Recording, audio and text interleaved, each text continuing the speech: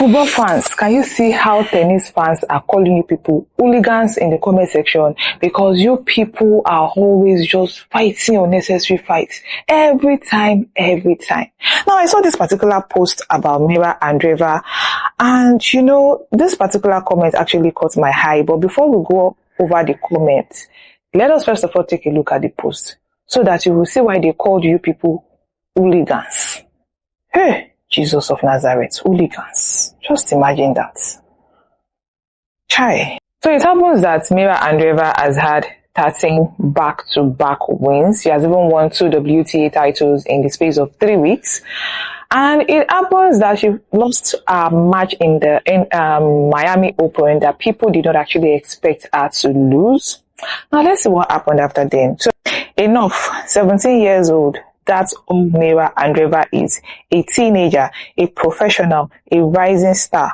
After 13 straight wins and back-to-back titles in Dubai and Indian Wells, she lost a match in Miami. That's sport. That's normal.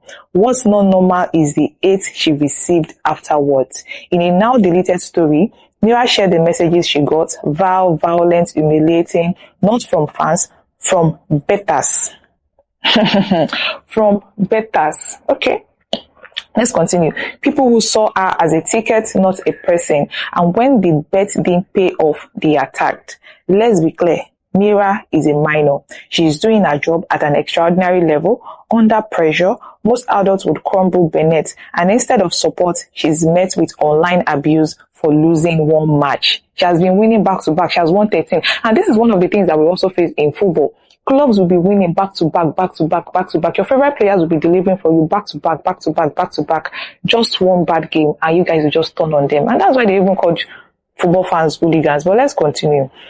This is not an isolated case. Many players, especially women, face the same thing after every loss. This culture of hate, fueled by gambling and hiding behind screens, has become a virus in our sports, including football. Betting might not be part of tennis. Betting might be part of tennis. Abuse should never be. Mirra Andreeva doesn't owe anyone a win. And that's true. She doesn't owe anybody a win. Same as your favorite clubs. Your favorite clubs don't owe you a win. It's not by force. If they win, they win. If they lose, they lose. You don't have to tear them down for that. They are human beings, for goodness sake. They are human beings with blood flowing through their vein. Imagine that you are the one, that you insulting them all the time. Imagine that it is you that is being insulted like that all the time. Will you be able to take it? Will you be able to take it? Anyways, Mirra Andreeva doesn't owe anyone a win. She gave us brilliant effort she deserves respect, not insults from strangers who lost money. Yes. Sports fans, football fans. I'm coming. I'll also show you people why they call you people hooligans. Enough is enough. Let's protect the athletes. Let's speak up. This was the one that got me. Honestly speaking, there were a lot, but this was one that got me. This one said, this is what happened at Australian Open this year. The tennis crowd acting like football hooligans. Football fans, now don't finally disgrace me. This one that they act like hooligans. Jesus. Not the gentleman sport and behavior it used to be. Just imagine that. They see all this kind of character for tennis because they don't introduce betting for tennis. And they say now hooligans because now football fans as well. So true. It has really changed. Maybe it's gambling that changed it. So does that mean that gambling is actually doing a lot more harm than good to the sport? Because gambling was actually introduced to, compensate the fans some sort of way. You win something, you get something for your trouble and everything. But football fans now, sports fans generally, they are turning this gambling thing into something else, and they are using that as an opportunity to actually lash out at players. Now let's take a look at more comments. Actually, like, this is so sad. Honestly speaking, it's so sad for her because I actually love Mirra Andreeva. Now this person said, no matter how much you hear about this kind of abuse, it remains unfathomable. I'd like to believe there is good in all of us, but this proves me wrong. Mirra, hold your head high and shine in your amazing talent and human imperfection. Honestly speaking, you guys need to understand that all these players, they are not perfect. They will not win all the time. So the fact that they don't win sometimes doesn't mean that you should just be mean to them. It's not fair. Honestly, it's not fair. This one said, athletes are not responsible for gamblers' wins or loses. That is why it is called gambling. It is not a sure bet. No be sure bet. If you don't gamble, just know say now 50-50. You feel lose, you feel win. If you win, congratulations. If you lose, no put frustration for any player body, no put frustration for anybody body. You said when you go carry your money, go do gamble. You supposed to know from start, say, it's not a sure thing. Do you guys understand? It's not fair, honestly speaking. It's not fair. Let's continue. He said, where was the same energy and compassion for Coco the last 3-4 years? You see, this kind of people, they will never see good in anything. They will never see good in anything. And I remember clearly during Coco's time, how people, even WTA, will post and say, oh, all of these kind of things is not accepted. People should do better and treat athletes better.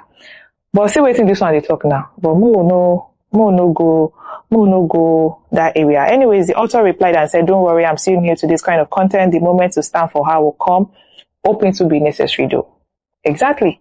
Hope it won't be necessary, because a fight for all is a fight for all. Take for instance now in Nigeria. Look at what that copper lady did. Although she was threatened and everything like that. But coppers got 77k alawi, but they no get. If they say she not talk, she therefore collect that 77k. They don't go collect, they don't go see she. So when you see somebody fighting for somebody, maybe something happens and that thing triggered, like, okay, let's fight for this thing. Support it. Don't come and be dampening it with your own. But I love the way the author actually, like, I love how calm and collected she did that. This one said, shut up with calling her a teenager. We get it. If you want to now reiterate the fact that she's a teenager and that maybe the person, the author of the post should reduce the rate at which your teenager, must you say shut up? If they call her hooligans now, must you say shut up? Can't you just say reduce? We know she's a teenager. Can you just reduce the rate at which I'm saying teenager? Must you say shut up? Some of them are for this social media with bad character. I don't know. I don't just know at all. This one said, what a cruel world we live in. My sister. A cruel world though. Maybe God help us. This one said the organization is at fault. Sports and gambling. It's why these athletes go through harassment and abuse and back-to-back tournaments, all for the sake of the bottom line. At the end of the day, you see the organization's fault.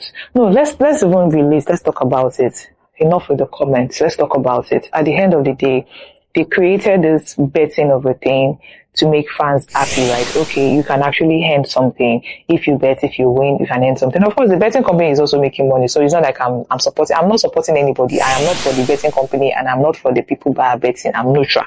I'm for nobody and I'm for everybody. But what I'm just trying to say is that the idea behind sports betting is that, okay, the fans can also partake in all of these things and make money out of it as well. And I think it's actually a good thing for people that actually have the proper mindsets for betting. You need to understand that if you bet, you've lost that money. First of all, just have it at the back of your mind that money when you take bet, you don't first lost. Now, if you can come back as double, and you go make your money back.